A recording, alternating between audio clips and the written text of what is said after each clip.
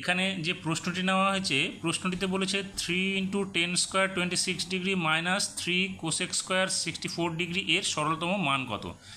তাহলে আমরা এই অংশটুকু নিয়ে নিচ্ছি 3 × 10² 26 degree minus 3 × cosec square 64 degree.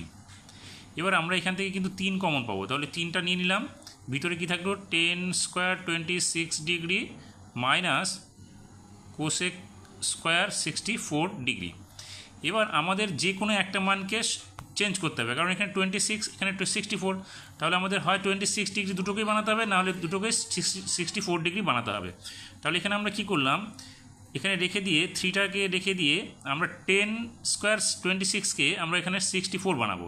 তাহলে এখানে আমরা কি লিখতে পারি, 10² এখানে যদি আমরা 90 ডিগ্রি মাইনাস 64 করি তাহলে কিন্তু 26 পেয়ে যাব।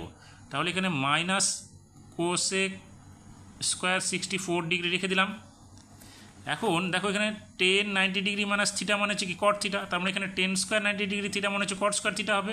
তাহলে এখানে আমরা লিখব 3 × cot square 64 degree minus cosec square 64 degree.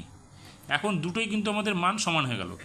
এখন আমরা কি করব, এখানে 3 × কট মানে কি cos theta by sine theta, তাহলে এখানে আমরা লিখব cos square 64 by sine square 64 degree. আর এখানে কসেক থিটার পরিবর্তে আমরা লিখতে পারি 1/sin থিটা, তাহলে এখানে কী হবে 1/sin স্কোয়ার 64 ডিগ্রি। এখন এটাকে আমরা যদি লসাগু করি তাহলে কী হবে, 3 × রেখে দিয়ে আমরা এটাকে লসাগু করলে কী পাবো, নিচে সাইন স্কোয়ার 64 ডিগ্রি পেয়ে যাব। তাহলে এখানে কি হবে, উপরে হবে কোস স্কোয়ার 64 ডিগ্রি মাইনাস 1। এখন এই আমাদের কোসেক স্কোয়ার 64 ডিগ্রি মাইনাস 1-এর মানটা আমাদের বের করতে হবে।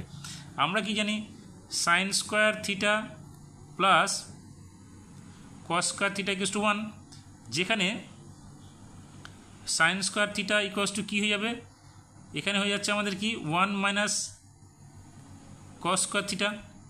তাহলে এখানে আমরা মাইনাসটা যদি আগে নিয়ে নিই তাহলে minus cos square theta plus 1।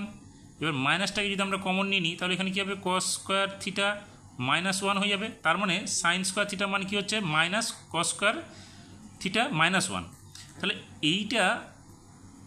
এই অংশটা তাহলে কী হবে, এটা মাইনাসটা এটা চলে আসবে। তাহলে এখানে আমরা লিখব কি, যে সাইন স্কোয়ার থিটাটা হয়ে যাবে, এখানে যে মাইনাসটা চলে আসবে এটার মধ্যে। তাহলে এখানে আমরা লিখব সমান চিহ্ন 3 × minus sine square 64 degree by sine square 64 degree. তাহলে এই সাইন স্কোয়ার থিটা কেটে যাবে, তাহলে এখানে কী থাকবে -3। তার মানে এখানে মানটা কত হচ্ছে -3। তাহলে আমরা এখানে কী পেলাম, 3 × 10² 26 degree minus 3 cosec square 64 degree সরলতম মান কত, -3।